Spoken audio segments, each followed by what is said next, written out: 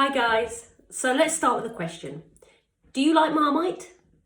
One of the best marketing campaigns ever is Marmite, because you either love it or hate it, apparently.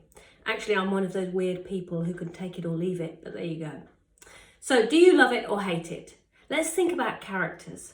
One of the things people will say is that the reader should create a likeable character. And I have to confess that more than one of my manuscripts has been rejected because my main character is not likeable. So a lot of readers like a likeable character they can root for, they like somebody they can identify with.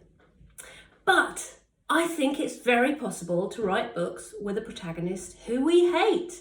Look at Lolita, an absolute genius work of literature, and Humbert is a paedophile, a murderer, and absolutely despicable. We read the book absolutely praying that he gets arrested, and yet it's a genius book. One of my favourite authors is Josephine Tart. Her most famous book is probably Damage. She writes about the worst characters. They're consumed by murderous impulses, by envy and jealousy, and yet her books are completely unputdownable. What about Hilary Mantel's fantastic trilogy? Do we really like Thomas Cromwell? He's actually a schemer. He's a chameleon character.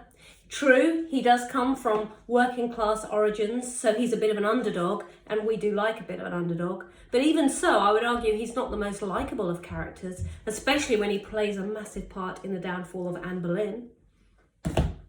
So I don't think we need to like our characters. I think, in fact, we can hate them.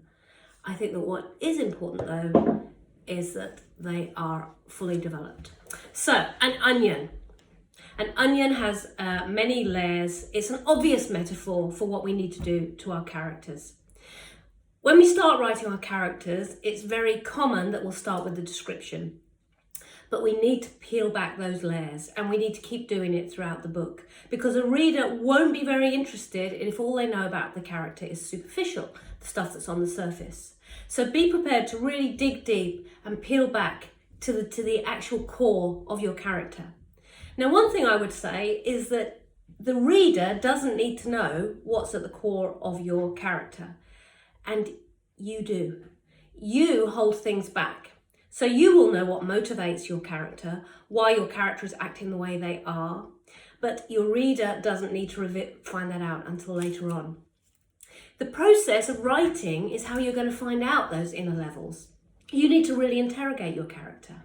You need to peel back the layers of the onion before you do it for the reader. Now, you could do this as part of the process of writing. Your character may do something which surprises you, or they don't want to do something that you have worked into your plot. It just doesn't work. I remember with one of my early drafts of The Sacrificial Man, an early reader said to me, but I don't believe that Alice would do this. I had to then think about what her character, what her background was that would make her want to kill her lover and eat him.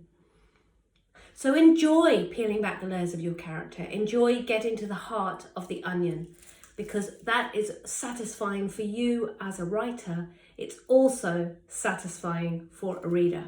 And I think if you can pull off the onion, people can love or hate your character, and they'll still read the book.